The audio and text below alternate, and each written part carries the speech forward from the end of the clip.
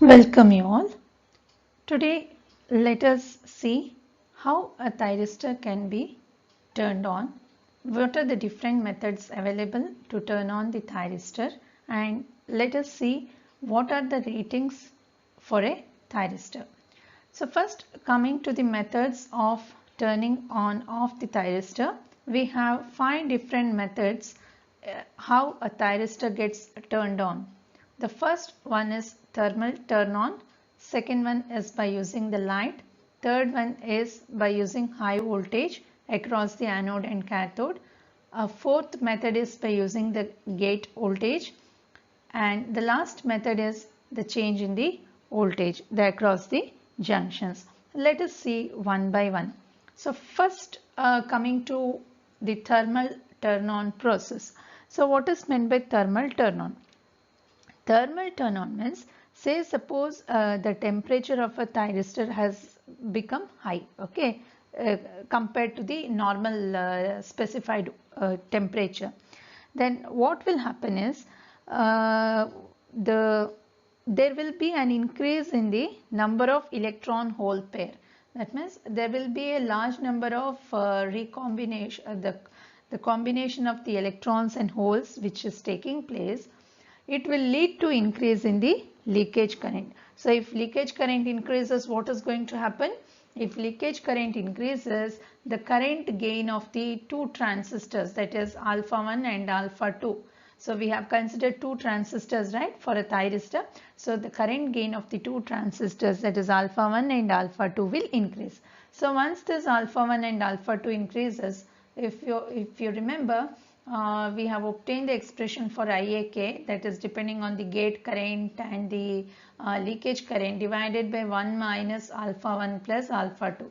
Here it is the leakage current, okay, ICBO1 plus ICBO2. In general, I will write it as ICBO. So if this alpha 1 and alpha 2 is going to increase and it becomes 1, then our IAK, that is anode current, becomes infinite.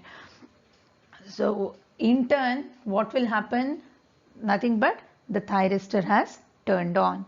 So if the temperature of the thyristor is very high, the leakage current is going to increase. If the leakage current increases, obviously alpha 1 and alpha 2, that is current gain of both the transistor, increases, wherein it leads to the conduction of the thyristor. Actually, this is not a method of turning on the thyristor. It will turn on due to increase in the temperature, which is actually a false triggering method. Okay, this is actually a false triggering method. So we should see to that our thyristor is working with the temperature which is mentioned in the data sheet. So it should not cross that particular temperature. Second method is light. Okay, you know that the SCR can be SCR symbol is like this. So instead of applying gate signal directly, gate is nothing but a pulse signal which you need to apply. Instead of applying the gate signal from an external DC voltage source, if you make light to fall on it, then the thyristor will conduct. So for the thyristor to conduct, so if the light is falling on it, then the material should be photosensitive, okay, and then your thyristor will be turned on. So that is the second method of turning on a thyristor. Next is high voltage. High voltage means you keep on applying anode to cathode voltage. You don't apply gate voltage at all. Okay, you don't apply gate voltage. Instead of that, you keep on increasing anode to cathode voltage until it is conducting. That is the third method. So this particular type of turning on is also not preferred. Okay, it might lead to damage of the thyristor. So this method is also not preferred. This is also not preferred. Next is gate current. So this is the most preferred method of turning on of the thyristor. So what is done here? In this, you apply anode to cathode voltage such that your thyristor is just forward biased, and after that you keep on applying the gate voltage, nothing but the gate current will increase until the thyristor conducts. So how will you know that the thyristor has conducted? Whenever the thyristor conducts, the voltage across the anode to cathode will drop to around 0.8 to 1 or 0.7 to 1 volt. That means our thyristor has started to conduct. This is the fourth method, which is the preferred method of turning on of the thyristor. The last one is dV by dt triggering. It is nothing but increase in the junction voltage, which I have already explained in the previous video. So this is also not preferred. So either you go for the gate current method or for applying the light. So this especially the light thing which you make by using light, if you make the thyristor to conduct, it is especially used for high voltage applications, not for low voltage applications. So these are the 5 methods used for turning on the thyristor, out of which 3 methods are not preferred. You prefer only 2 methods, out of which we use the gate current method for turning on of the thyristor.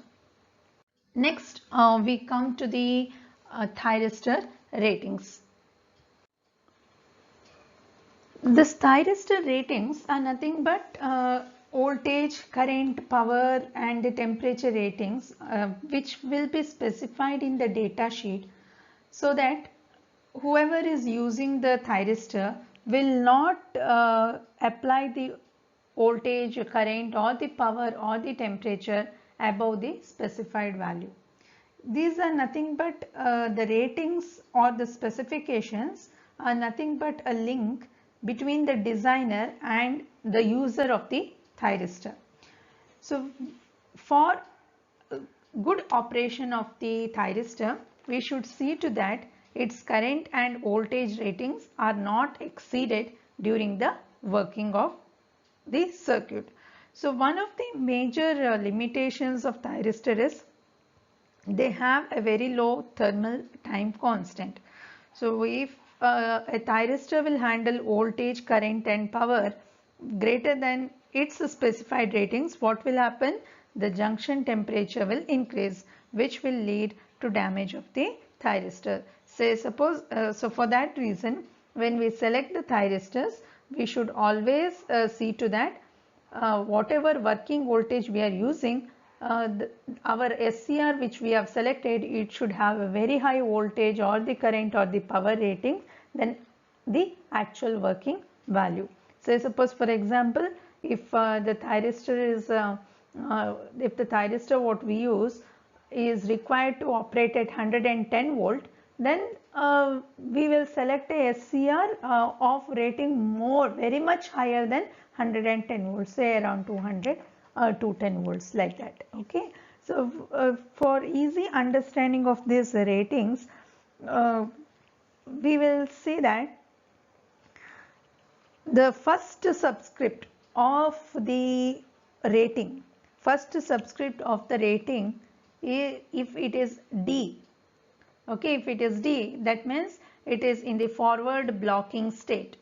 Got it? D means nothing but off state, or it is the forward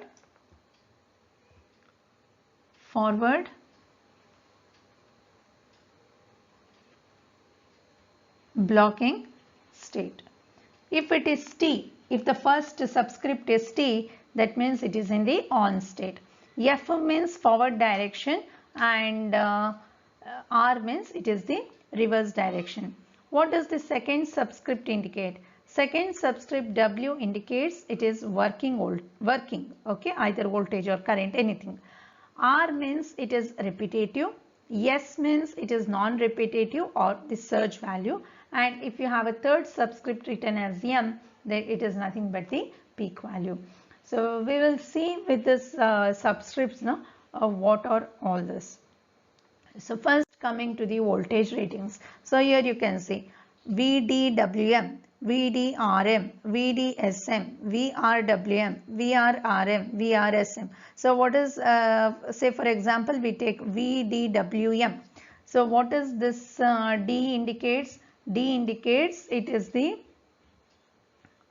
forward blocking, okay, forward blocking or nothing but the off state. W means what? It is the working, W means it is the working value. M means it is the maximum or nothing but the peak value. So what is VDWM? VDWM is the maximum working voltage under the forward blocking condition. So I repeat, VDWM is the maximum voltage, maximum working voltage under the forward blocking state. Similarly, VDRM means it is the maximum voltage. R means it is repetitive, maximum repetitive voltage under the forward blocking state, which can withstand. So similarly, VDSM means what is the maximum value of the surge or the non-repetitive voltage under the forward blocking state that a thyristor can withstand. Similarly, VRWM, VRRM, VRSM is the maximum value of working voltage during the reverse condition which the thyristor can withstand. VRRM is the maximum repetitive value of the voltage which the thyristor can withstand in the reverse direction. VRSM is the maximum value of the non-repetitive voltage which can be withstood by the thyristor in the reverse direction. What is VT? VT is nothing but the thyristor voltage, or nothing but it is VAK, okay. Next is dV by dt. dV by dt is the junction voltage. Now what is this repetitive, non-repetitive and all? Say if you have a voltage plot, no, like this.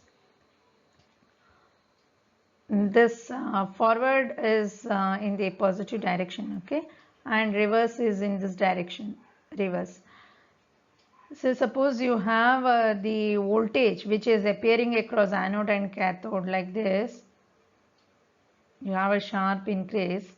So instead of a pure sine wave, you have, okay, you can observe this kind of wave if you have, then this is repetitive.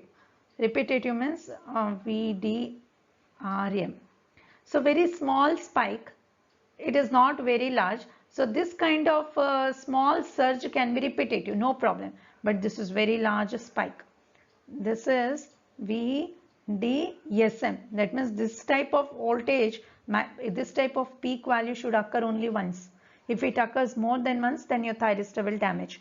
But if this small spikes, if it comes many times also, the thyristor will not get damaged. So it can be repetitive, but this shouldn't be repetitive. That is what it is. R means repetitive, S means non-repetitive. So this value will be specified in the data sheet. So if it occurs in the reverse direction, this is VRRM and this is VRSM. So this should be non-repetitive, occurs only once. This small one, no, it can occur any number of times, it can be repeated. So all these ratings will be specified in the data sheet. Next, coming to the current ratings. So you will have the average value of the anode cathode current which will be specified. They will also specify the RMS value of the anode to cathode current. They will specify the load current which the thyristor can withstand. So load current, it is the latching current which the thyristor can withstand.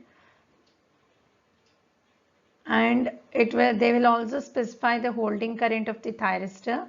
They will also specify what is the maximum change in the current which the thyristor can withstand. So these are the current ratings of the thyristor. Other than this, you have gate specification. So we shouldn't forget this gate also, because it is very, very important for us. It is one of the method in how you turn on the thyristor. So this is the gate current. Okay, this is the gate voltage. This is the gate voltage when it is in the forward blocking state. This is the reverse recovery charge, and this is the thermal resistance, junction resistance. So all this with respect to gate and the cathode terminal will be specified. So if you observe here, this is a screenshot of a data sheet of SCR which I have taken here. So if you observe, there are few things which are mentioned. See, peak repetitive off-state voltage, its rating is 100, 200, and peak that is voltage under reverse voltage also is given. So forward state, blocking state, as well as under the reverse state also it is given. Next, on state RMS current 12 amps, peak non-repetitive surge current, that means it should occur only once. This value shouldn't, 100 amps, it can withstand only once, it cannot withstand more. Then forward peak gate current, that is this 2 amps. So peak power dissipation 20 watts. So likewise they will specify each and everything. See, operating junction temperature is -42 plus 110. Storage temperature is -40 to 150. So we should see to that our thyristors, this particular thyristor, that is 220AB thyristor, when it is being used, we have to operate within this specified limits. So other than this, you have holding current specified, gate triggering current, gate trigger voltage, IGT, VGT. See, rate of rise of off-state voltage, that is the junction voltage, and the gate control turn on time also is given, and they have given the thermal resistance between the junction to case, that is RTHJC. This is also specified. So we need to take care that maximum value of the thyristor when it is operating, it should not exceed this particular current and voltage, as well as the junction temperature has to be maintained within this range, else the thyristor is going to get damaged. So this is all about the thyristor rating. So we have seen the 5 different methods of turning on of the thyristor, and out of this, which is the most preferred one method, and what are the different ratings for a thyristor which will be specified in the data sheet. So you have voltage rating, you have current rating, you have voltage and the current rating with respect to anode and cathode, as well as with respect to the gate. They also mention the junction temperature. They also mention the rate of rise of the junction voltage. So we need to take care of all this, and then only we have to operate the thyristor. So it is very, very important for us to see to that the thyristor is not getting damaged in the circuit in which it is being used. So the next video we will see how a thyristor can be protected against increase in the voltage and increase in the current. So we have already seen how our power transistors as well as the power diodes can be protected against increase in the voltage and increase in the current. Similarly, we will have a look into how we can protect the thyristor against increase in the voltage and increase in the current in our next video. Thank you for patience listening.